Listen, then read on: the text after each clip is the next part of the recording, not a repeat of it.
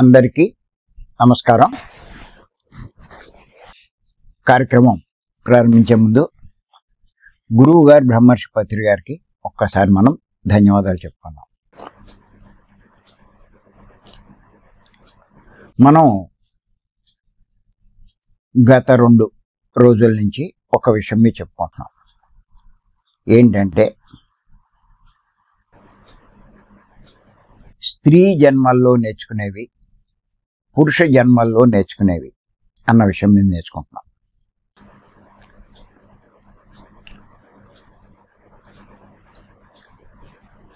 ఒక పూర్ణాత్మ నుంచి వచ్చినటువంటి అంశాత్మ మరల పూర్ణాత్మ స్థితికి చేరాలి అంటే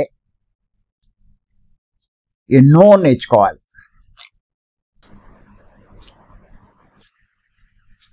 ఒక పూర్ణాత్మ లక్షణాలన్నీ సంపాదించాలంటే సుమారు 400-500 జన్మలు పడుతుందని చెప్పారు. మరి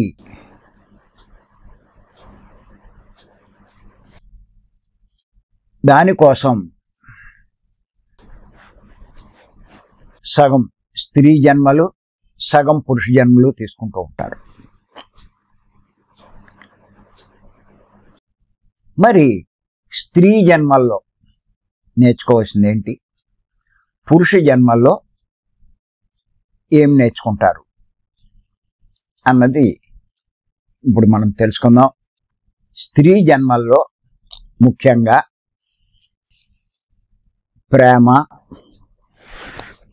ఓర్పు, సహనం, త్యాగం, పవిత్రత లాంటివి నేర్చుకుంటారు. ఈ ముఖ్యమైనవి ఇంకా ఉన్నాయి, చాలా నేర్చుకుంటారు.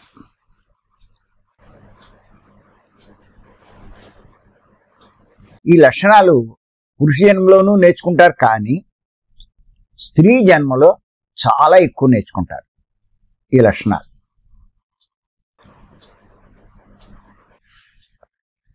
ముందు ఈ ప్రేమ గురించి తెలుసుకుందాం. స్త్రీలు తమ భర్తను, పిల్లలను ఎంతగానో ఇష్టపడతారు. వారిని ఎంతో ప్రేమిస్తారు. వాళ్ళకి అన్నిటికంట వారే ముఖ్యం.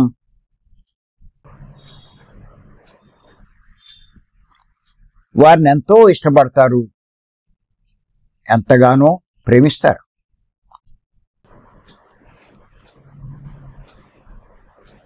మరి వారి కోసం ఎన్నో వదులుకుంటారు కూడా. తమ సుఖాలు కూడా వదులుకుంటారు.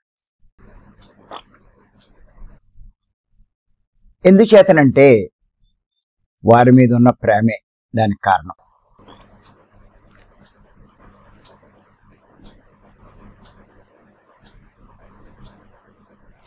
ఇది మనం చెప్పుకున్నాం కదా, ఒక ఆత్మ పూర్ణాత్మ కావాలి అంటే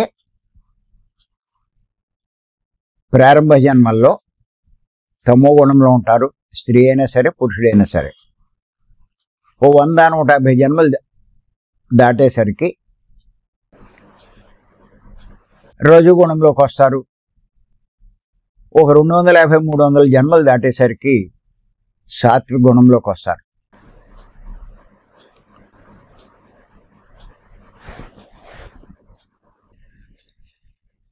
ఆ 300-350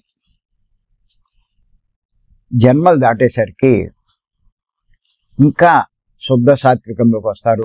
400-450 జన్మలు దాటేసరికి నిర్గుణంలోకి వస్తారు.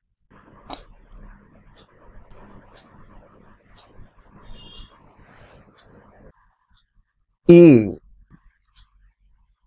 తమో గుణము, రజోగుణంలో, తమో గుణంలో ఉండే లక్షణాలు మనం ఎన్నోసార్లు చెప్పుకున్నాం.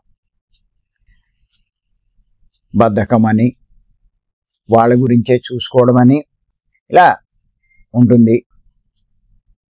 రజోగుణంలో కొంచెం అహంకారం ఇవన్నీ ఉంటాయి. నేనే అనేటువంటి భావం ఉంటుంది. సాత్విక గుణంలోకి వచ్చేసరికి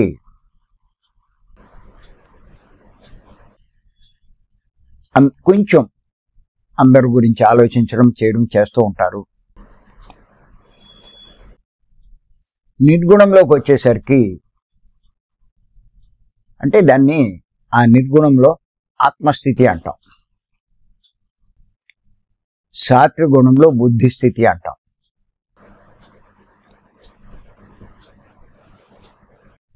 రజోగుణంలో మనోస్థితి, తమో గుణంలో దేహస్థితి.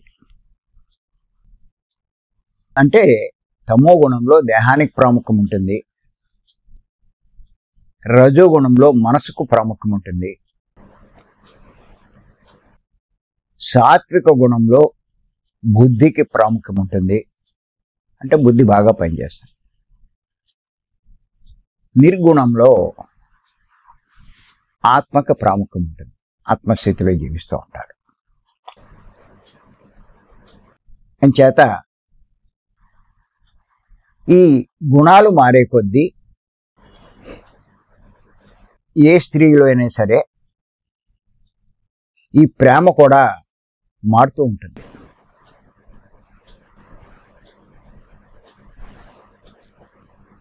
మెల్లిమెల్లిగా ఈ తమో గుణము రజోగుణంలో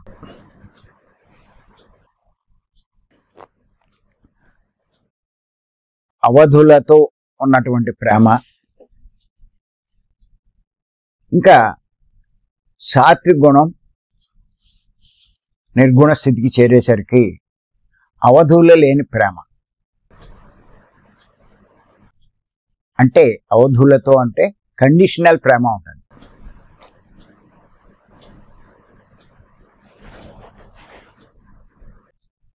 నా భర్త కాబట్టి ప్రేమిస్తూ ఉంటారు, నా పిల్లలు కాబట్టి ప్రేమిస్తూ ఉంటారు. కానీ ఇంకా ఎదిగే కొద్ది ఆత్మ ఇది ఈ ప్రేమ అన్నది సహజ గుణం అయిపోతుంది. తన పిల్లల్నే కాదు, భర్తనే కాదు, అందరినీ కూడా ఆ రకంగా ప్రేమించే స్థాయికి ఎదుగుతూ ఉంటారు.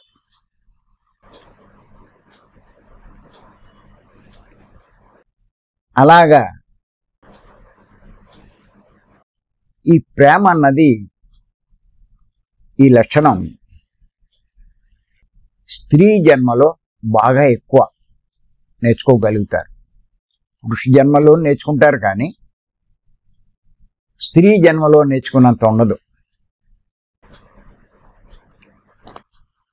ఇంచేత ఏంటంటే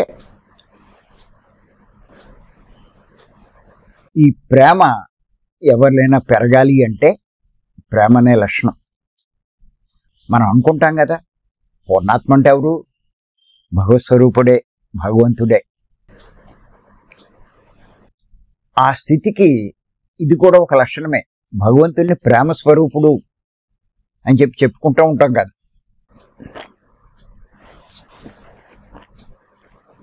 అందుకే సత్య సాయిబాబా వారు 2 పాయింట్లు ఎక్కువ చెప్తారు. ఒక్కొక్క గురువు లోకంలో ఉన్న మానవులకి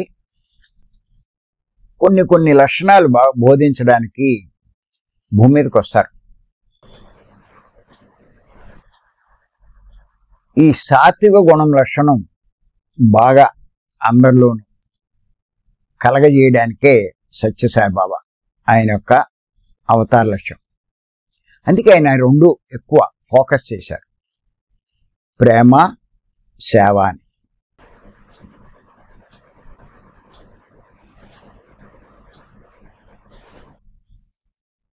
మరి పత్రి గారు, ఆయన జన్మ లక్ష్యం ఏంటంటే ఈ సాత్విక గుణంలో వచ్చిన వాళ్ళని నిర్గుణంలోకి తీసుకెళ్లే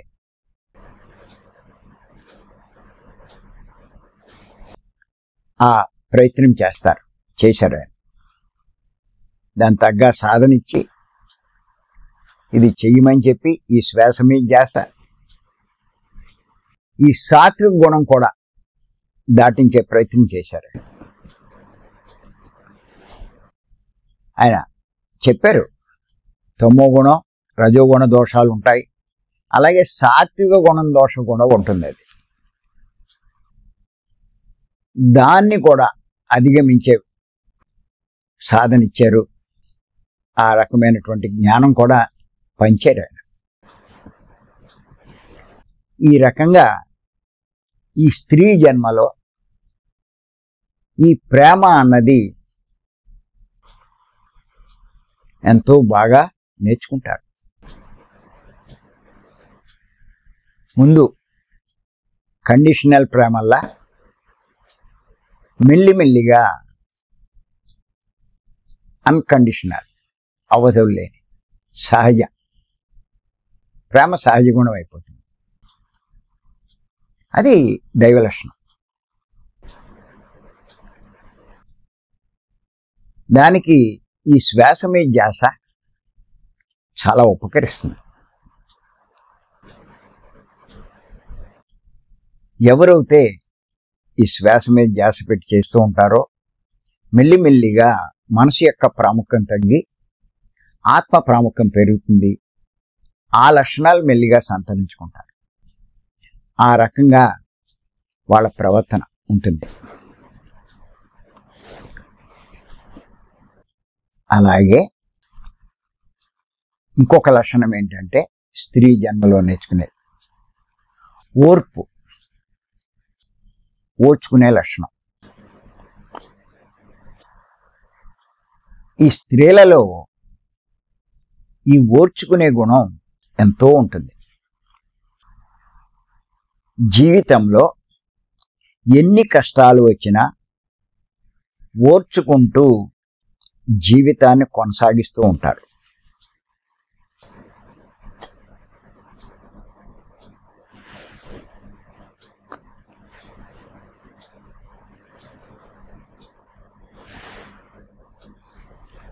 వాళ్ళ జీవితంలో చాలా కష్టాలు ఉంటాయి, ఎన్నున్నా ఓర్చుకుంటారు. ఆ సంసారాన్ని అలాగే కొనసాగిస్తూ ఉంటారు. ఎన్ని రకాలు ఉంటాయో ఒక జన్మలో.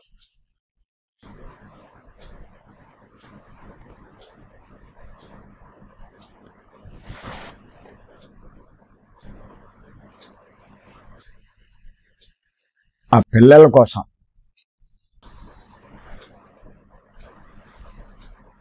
వచ్చుకుంటూ ఉంటారు. అలాగే ఇంకా కనుక మనం గమనించినట్లయితే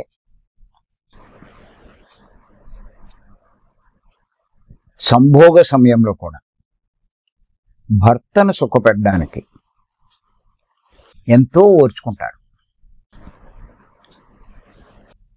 తన సుఖం కంటే భర్త సుఖమే ముఖ్యంగా భావిస్తారు.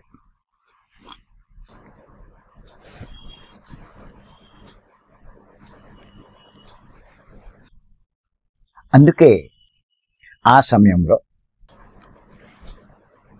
భర్త ఎంత కఠినంగా వ్యవహరించినా ఓర్చుకుంటారు.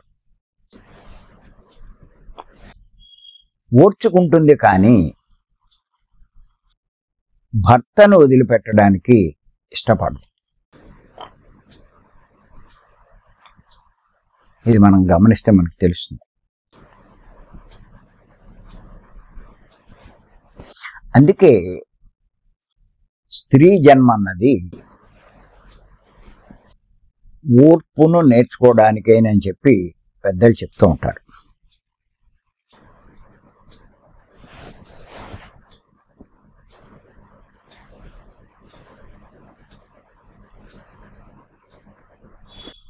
అంతేకాదు, భర్త పోయినా కూడా మరి ఎంతో ఓర్చుకుంటుంది. కారణం ఏంటంటే ఆ పిల్లల కోసం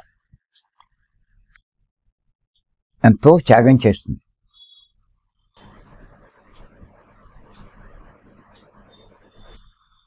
అది ఎంత ఓర్చుకుంటుందో, స్త్రీ జన్మలో ఎంత ఓర్చుకుంటారో భర్త పోయిన వాళ్ళకే తెలుస్తాయి. అదే పురుషుడు అవుతే ఇంకొక స్త్రీని చేసుకుంటాడు. 2 పెళ్ళిళ్ళు కాకపోతే 3 పెళ్ళిళ్ళు చేసుకుంటాడు. కానీ సహజంగా స్త్రీ దానికి ఇష్టపడదు. మరి ఎలా ఉండగలుగుతుందంటే ఆ ఓర్చుకోవడం వల్లే, ఆ ఓర్చుకునే గుణం ఉండడం వల్లే. అది నేను చాలా సందర్భాల్లో గమనించాను. నేను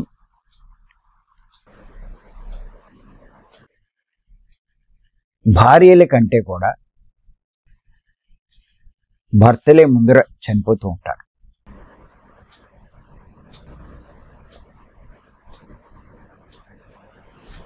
భర్త లేని భార్యలు ఎంతోమంది కనిపిస్తారు. భార్య లేని భర్తలంటూ చాలా తక్కువగా కనిపిస్తారు. 2 పెళ్లి చేసుకున్నారు అనుకోండి, అది కొద్దిమందే ఉంటారు. అది కూడా నేను ఆలోచించడం జరిగింది. భర్తలు ఎందుకు ముందు పోతారు అంటే ఏదో వయసు పెరిగింది ఇది అంటారు. వయసు పెరగడం ఏంది? భర్త కంటే భార్య ఇంకా ఎన్నో సంవత్సరాలు జీవించి ఉన్నవాళ్ళు ఉన్నారు. దాని ముఖ్య కారణం ఏంటంటే భర్త జీవితంలో కుటుంబం కోసం, దానికోసం ఎంతో కష్టపడతాడు. ఎన్నో సమస్యలు కొన్ని భార్య దృష్టికి తీసుకురాకపోయినా తనే భరిస్తూ ఉంటాడు. చాలా అలసిపోతూ ఉంటాడు. అంచేత కొంచెం ముందే నిష్క్రమిస్తాడని నేను అనుకుంటాను.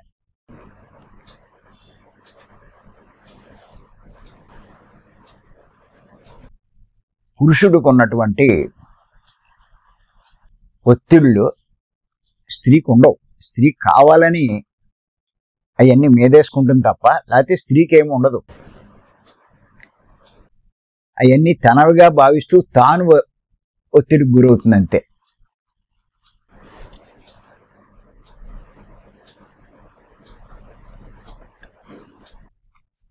అంచేత మరి నిజంగా భర్త దూరం అవుతే ఎంత ఓర్పు ఉండాలో ఒక్కసారి ఆలోచించండి.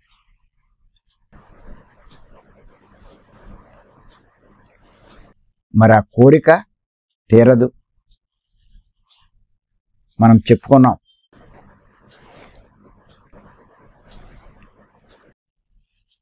మూడు రకాల అగ్నిలు అని చెప్పి: జఠరాగ్ని, కామాగ్ని, జ్ఞానాగ్ని అని చెప్పి. జఠరాగ్ని అంటే ఆకలి. అది దాన్ని చల్లార్చకపోతే ఆకలి దహించేస్తుంది, తట్టుకోవడం చాలా కష్టం. ఈ జఠరాగ్ని దహించినప్పుడు దాన్ని చల్లార్చకపోతే తట్టుకోవడం ఎంత కష్టమో, కామాగ్ని ప్రజ్వరిల్లినప్పుడు ఆ కోరికని చల్లార్చకపోతే అది కూడా అంతే కష్టమండి.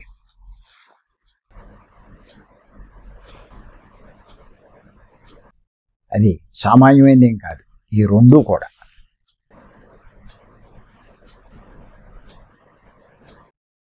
మరి భర్త లేకపోతే స్త్రీ పరిస్థితి మరి ఎంత ఓర్చుకోవాలి ఒక్కసారి ఆలోచించండి.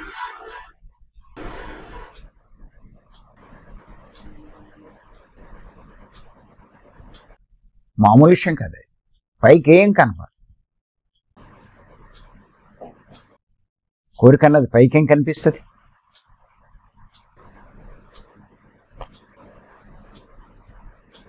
ఇప్పుడు విదేశాల్లోనూ అక్కడ అవుతే పురుషులు వివాహాలు చేసుకుంటున్నారు, స్త్రీలు వివాహాలు చేసుకుంటున్నారు. అదంత అనిపించదు. కానీ భారతదేశంలో ఈ ఆచారం తక్కువ. ఇప్పుడిప్పుడే కొద్ది కొద్దిగా ఉంటున్నది. కానీ జనరల్గా ఈ హిందూ మతంలో భారతదేశంలో భర్త పోతే భార్య వివాహం చేసుకోదు. ఆ హిందూ ఆచారాలు కూడా అలాగే ఉన్నాయండి. భర్త పోగానే ఇంక నువ్వు దేనికి పనికిరావు అన్నట్టుగా ఆ గాజులు తీసేస్తారు, బొట్టు తీసేస్తారు, గుండి చేస్తారు. ఇంకా నీకు అదే నీ జీవితం అని చెప్పి అంటారు. ఆవిడ యొక్క బాధ ఎవడు పట్టించుకోడు. పైగా ఆవిడ దేనికి పనికిరానట్టుగా వెలేస్తూ ఉంటారు చాలామంది పెద్దలు. వాళ్ళు మానవులే, వాడు మనుషులే, ఆవిడ కూడా. వీళ్ళకి ఎలా ఉంటాయో ఆవిడకి అన్నీ అలాగే ఉంటాయి అని చెప్పి మెల్లిమెల్లిగా ఇప్పుడు కొద్ది కొద్దిగా సమాజంలో మార్పు వస్తుంది అనుకోండి. అంటే ఈ హిందూ మతంలో ఈ లక్షణం, ఓర్పు అనేటువంటి లక్షణం ఆ రకంగా కూడా బాగా నేర్చుకుంటుంది.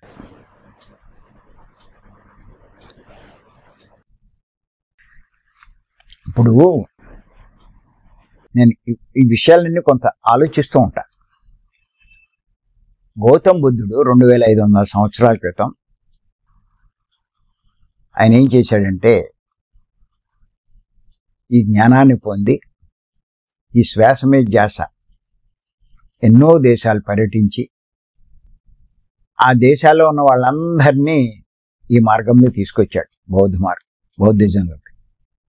ఆ టైంలో ఆయన కాలినడకనంతా తిరగడం వల్ల భారతదేశంలో ఉన్నటువంటి హిందూ మతం అంతా పోయి బౌద్ధ మతం కింద మారిపోయింది.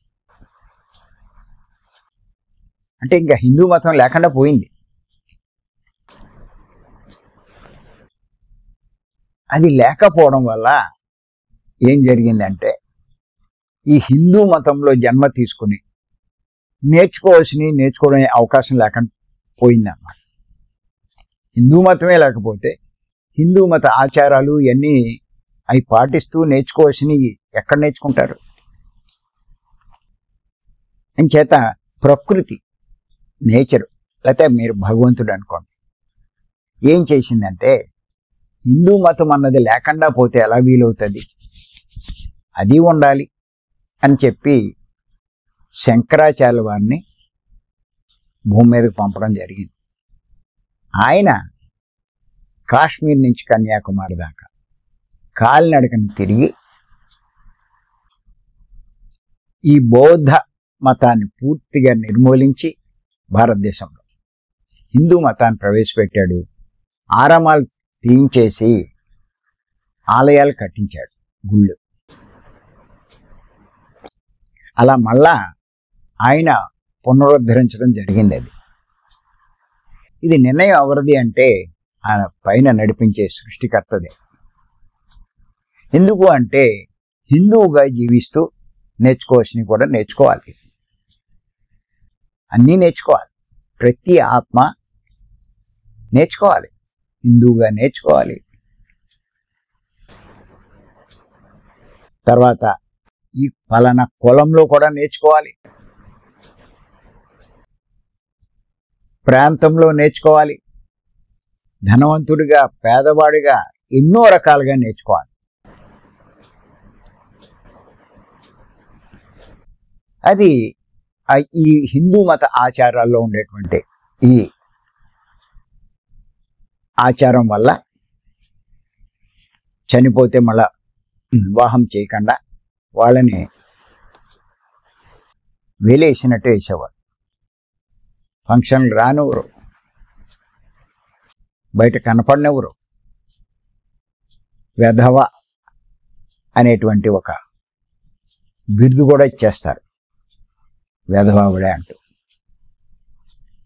ఇప్పుడు ఏం లేవనుకోండి, మెల్లిమెల్లిగా మార్పు వచ్చింది కాలానుగుణంగా.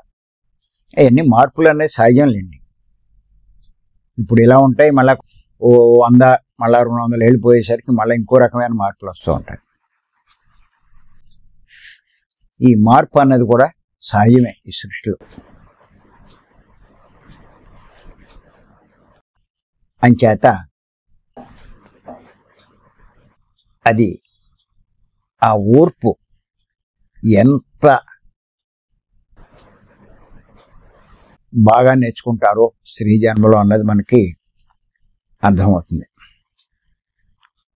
అంతేకాదు మీరు గమనించండి, స్త్రీ జన్మలో గర్భం ధరించిన సమయంలో స్త్రీ ఎంత ఓర్చుకుంటుందో మనం గమనించవచ్చు. 9 మాసాలు ఆ ప్రసవించడానికి ఎంత ఓర్చుకోవాలో మనం గమనించవచ్చు.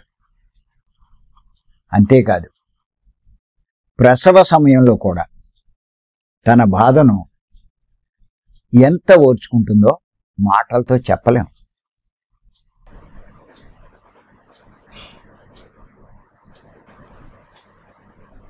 ఎంత బాధ అంటే ఆ ప్రసవించే సమయంలో ఓ నిర్ణయానికి వచ్చేస్తుంది. ఇక జీవితంలో భర్తతో కలవకూడదని నిర్ణయించుకుంటుంది.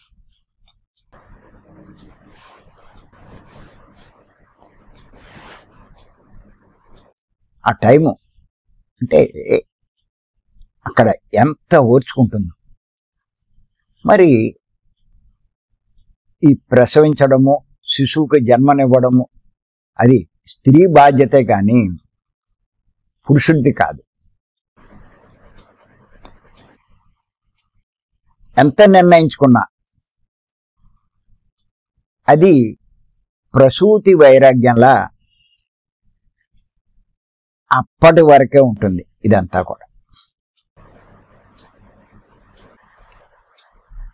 ఇదంతా ఎందుకు చెప్పుకుంటున్నామంటే ఆ సమయంలో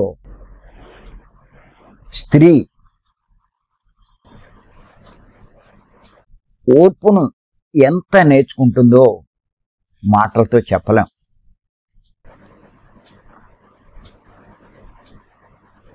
ఇది ప్రత్యేకించి మనమేం చెప్పక్కర్లేదు. ప్రతి స్త్రీ కూడా తన జీవితంలో ఎన్ని రకాలుగా, ఎన్ని విషయాల్లో, ఎన్ని సందర్భాల్లో ఎంత ఓర్చుకుంటుందో ప్రతి ఒక్కరికి తెలుసు.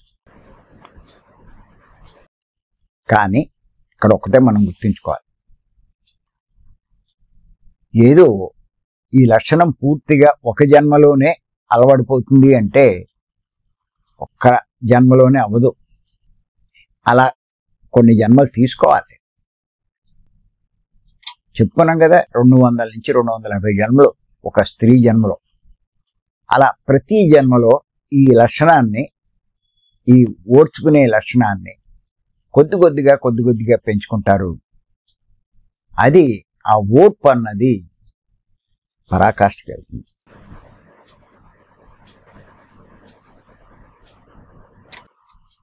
అది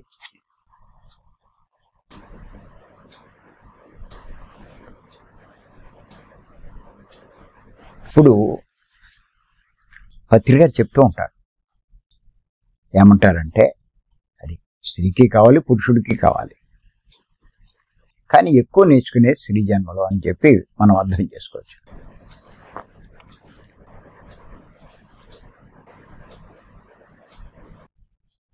మనం ఏమని చెప్పుకుంటామంటే ఈ సృష్టిలో ఏదీ శాశ్వతం కాదు అని చెప్పుకుంటున్నాం.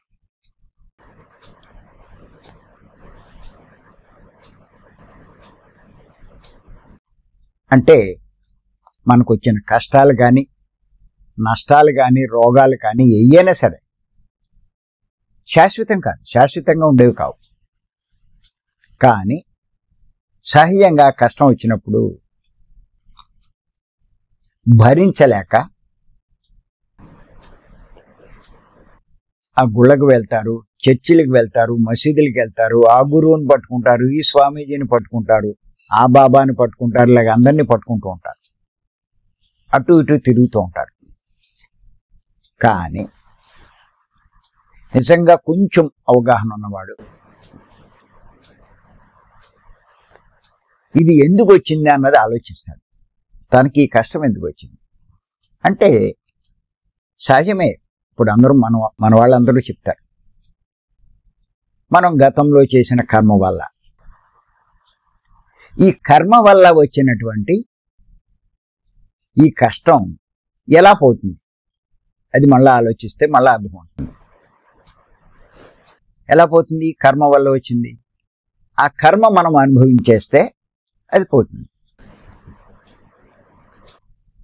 మరి అది అనుభవించేదాకా కాస్త ఓపిక పట్టాలిగా, ఓర్చుకోవాలిగా ఆ కష్టాన్ని.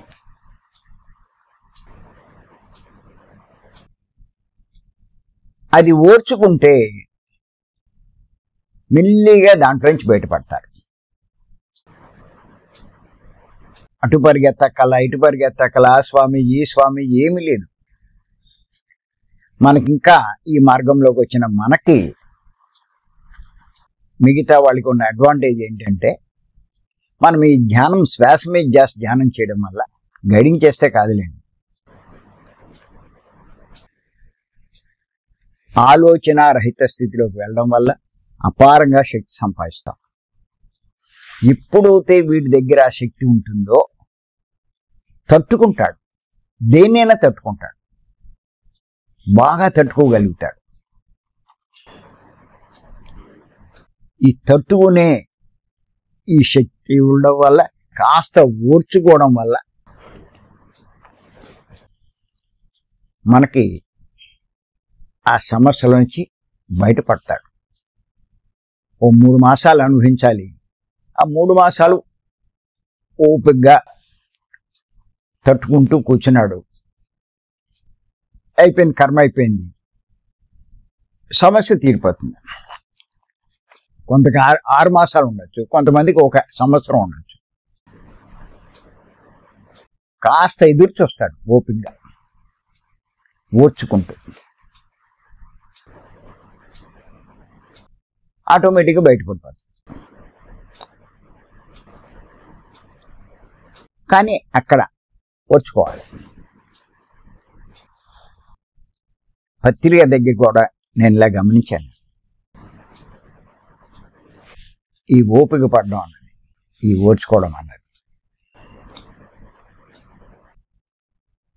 ఆయన్ని ఎంతోమంది విభేదించేవారు. ఆయన శిష్యులే చాలామంది విభేదించారు. అనంతపురంలో ప్రతాపరెడ్డి అని ఉన్నారు, అక్కడే ఉన్నారు పెద్ద పెద్ద మాస్టర్.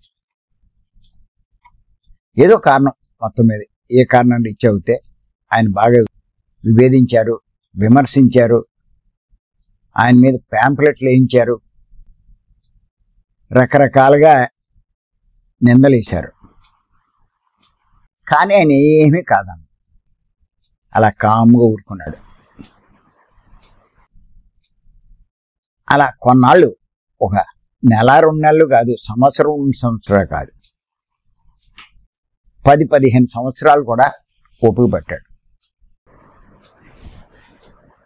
ఇప్పుడు ఈ 2-3 ఏళ్లలో ఎవరైతే ఆయన విభేదించారో వాళ్లే మళ్ళీ ఆయన దారిలోకి వచ్చారు. అప్పుడు అనంతపురంలో వెళ్ళినప్పుడు అక్కడ ప్రతాపరెడ్డి వెళ్ళి ఆ పరిమడ్డు ఎవరిని అంటడం లేదు. తర్వాత మెల్లిగా ఆయన అంగీకరించి అందరినీ అలౌ చేశాడు. అప్పుడు పత్రి గారు అక్కడ ఉన్నప్పుడు నేను అక్కడికి వెళ్ళడం జరిగింది. ఊరికే అన్నాను, నాకు అనిపించింది, ఎంత ఓపికగా మీరు ఎదురు చూశారండి ఈ క్షణం కోసం అన్నాను నేను.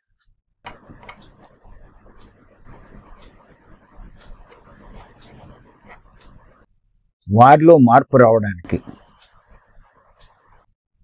వారు చేసిన పొరపాటు వారు తెలుసుకోవడానికి అని చెప్పి ఆయనతో అనడం జరిగింది. ఆ సమస్య పరిష్కారం అవడానికి ఎంత ఓర్పు ఉండాలి, ఆయన ఓర్చుకున్నాడో, ఓపికతో ఎదురు చూశాడు ఆయన. వాడు ఎన్ని చేసినా ప్రతిగా ఏమీ చేసేవాడు కాదు. వాడే దారిలోకి వస్తాడని సంగతి ఆయనకు తెలుసు. అందుచేత వాడిని ఏమీ అనలేదు.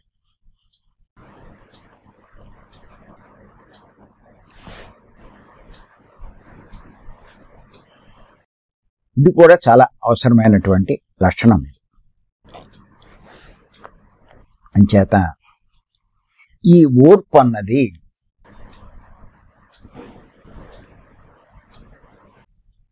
స్త్రీ జన్మల్లో చాలా ఎక్కువగా ఉంటుంది.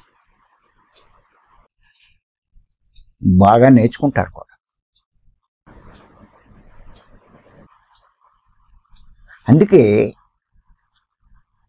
ఆ రకంగా నేర్చుకుని చివరి జన్మల్లోకి వచ్చేసరికి పత్రియ ప్రవర్తనలో ఉంటుంది.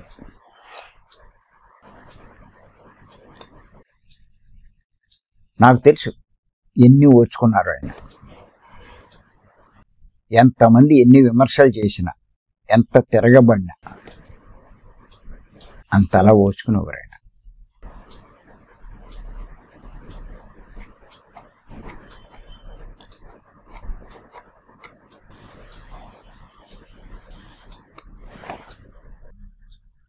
నేను ఒక చిన్న ఎగ్జాంపుల్ పత్రికతో.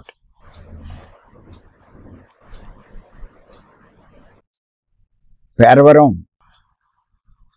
చైర్మన్ చేశారు. నాకేంటంటే డిసిప్లిను క్రమశిక్షణ లేకపోతే నేను ఊరుకోను, చాలా గట్టిగానే వ్యవహరిస్తాను.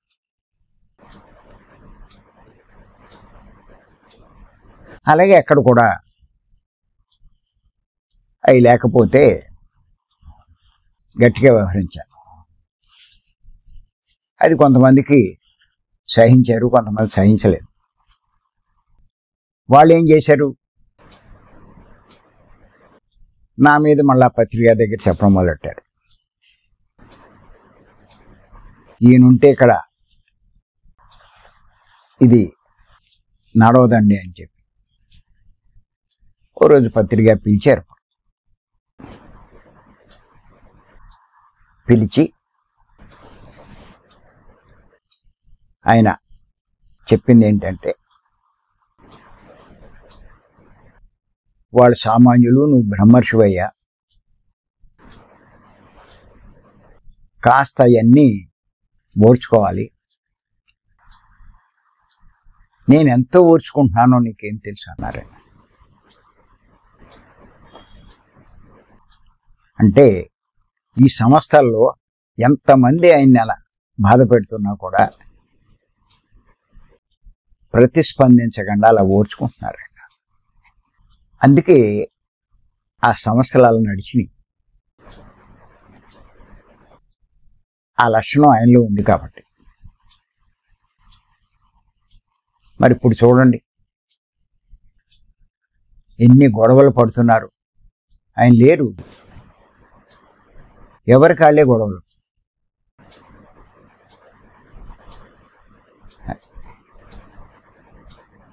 మాట అన్నారు, నేను ఎంత ఓర్చుకుంటున్నాను తెలుసుకో అన్నారు. అంటే నీకు ఓర్పు ఉండాలి నాయన అని చెప్పి ఆ రకంగా చెప్పుకొచ్చారు. ఇప్పుడు ఇదే నేర్చుకుంటున్నాం మనం, ఆ ఓర్పు అన్నది నేర్చుకుంటాం. తప్పనిసరిగా అవసరమైనటువంటి లక్షణం ఇది. ఇది స్త్రీ జన్మల్లో బాగా వస్తుందండి. ఏదైనా ఒక్క జన్మలోనే రాదండి. అలా జన్మలు తీసుకోగా ఆ లక్షణాలు ఖచ్చితంగా అలవడతాయి, సహజమైపోతాయి. అది రేపు మరికొన్ని నేర్చుకుందాం. ఈ అవకాశం ఇచ్చి మీ అందరికీ నేను ధన్యవాదాలు చెప్తాను. Thank you.